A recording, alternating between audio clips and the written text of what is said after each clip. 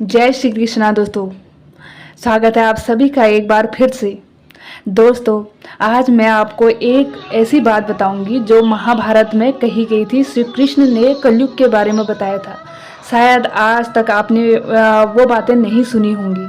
तो चलिए शुरू करते हैं। इससे पहले अगर आपने चैनल को सब्सक्राइब नहीं करा है तो प्लीज़ सब्सक्राइब करें और वीडियो को लाइक करना भी बिल्कुल ना भूलें। जुए में छल से सब कुछ हारने के बाद जब पांडव वन में जा रहे थे तब पांडवों के छोटे भाई सहदेव ने भगवान श्री कृष्ण से पूछा कि हमने कोई ऐसा बड़ा पाप किया नहीं है, फिर भी हमें इतना बड़ा दंड क्यों। तब श्री कृष्ण ने कहा, प्रिय सहदेव, द्वापर युग अपने अंतिम चरण पर है। ये सब जो हो रहा है वह आने वाले कलयुग का प्रभाव है। तब सहदेव ने फिर पूछा कि हे वासुदेव, कलयुग तो अभी आया भी नहीं है और इसका इतना भयंकर परिणाम क्यों। जब कलयुग आएगा, आरंभ होगा, तब क्या होगा। भगवान श्री कृष्ण ने कहा, आप सभी भाई वन में जाइए और वहाँ जो कुछ भी आपको दिखे आकर मुझे विस्तार से बताना होगा। उसी के आधार पर आपको कलयुग की गति के बारे में बता पाऊंगा।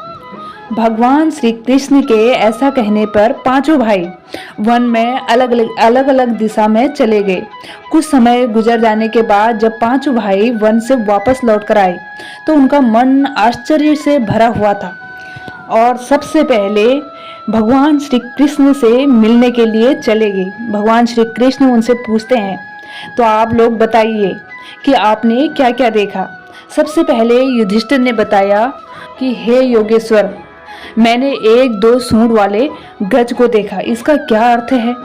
तब भगवान श्री कृष्ण ने कहा, इसका अर्थ यह है कि कलयुग में ऐसे लोगों का राज होगा जो दोनों ओर से शोषण करेंगे, बोलेंगे कुछ और, कहेंगे कुछ और, मन में कुछ और, कर्म में कुछ और। ऐसे ही लोगों का राज होगा। बाद में महाबली भीम ने कहा, वासुदेव, मैंने एक गाय को देखा जो अपने बच्चे को इतना चाट रही थी वह बच्चा लहूलुहान हो गया। इस प्रश्न का उत्तर देते हुए श्री कृष्ण ने कहा, इसका अर्थ यह है कि कलयुग का मनुष्य अपने बच्चों को आवश्यकता से अधिक लाड प्यार करेगा। उनकी अपने संतानों के प्रति माया और ममता इतनी बढ़ जाएगी कि उनके संतानों को अपने विकास का अवसर ही नहीं मिलेगा।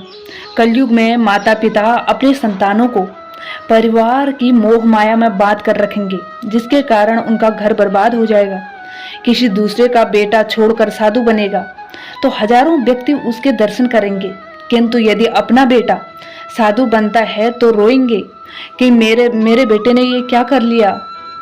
माता पिता की इतनी सारी ममता होगी कि उसे मोह माया और परिवार में बांध कर उसका जीवन को वहीं पे वो खत्म कर देंगे।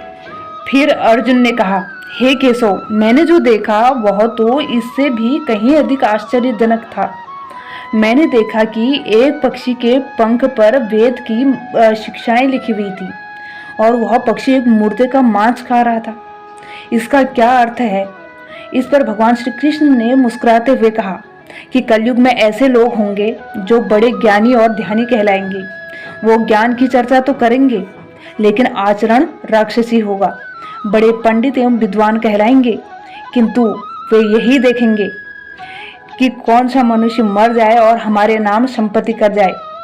चाहे कितने भी बड़े लोग होंगे, किंतु उनकी दृष्टि दूसरे के धन और पद के ऊपर ही रहेगी। सत्पुरुष तो बहुत कम दिखेंगे। इसके बाद नकुल ने अपना प्रश्न रखा और कहा कि हे केशव, मैंने देखा कि एक बड़ी सी चट्टान पर्वत से गिरी और उसे बड़े से बड़े वृक्ष भी नहीं रोक पाए, किंतु एक अत्यंत छोटे से पौधे का स्पर्श होते ही वह चट्टान वहीं पर स्थिर हो गई। उसका अर्थ बताते हुए श्री कृष्ण ने कहा, कलयुग में मनुष्य का पतन शुरू हो जाएगा और उस पतन को धन और बड़े बड़े सत्ता रूपी वृक्ष रोकने में असक्षम होंगे, किंतु हरि नाम के एक छोटे से पौधे से मनुष्य जीवन का पतन होना रुक जाएगा। अतः कलयुग में हरि नाम ही मोक्ष और मुक्ति का एकमात्र मार्ग होगा।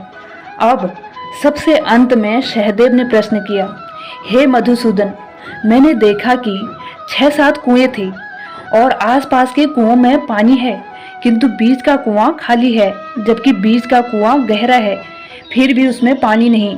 ऐसा कैसे हो सकता है और इसका क्या अर्थ है?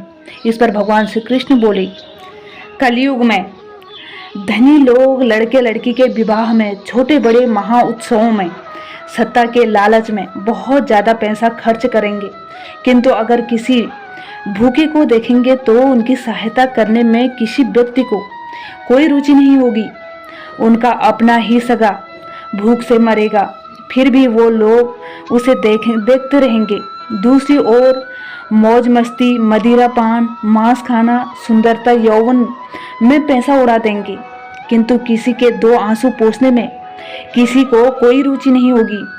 कहने का तात्पर्य यह है कि कलयुग में अन्न के भंडार होंगे, लेकिन लोग भूख से मर जाएंगे। लेकिन जो लोग ऐसी आदतों से दूर रहेंगे, उस पर कलयुग का नहीं बल्कि परमात्मा का प्रभाव होगा।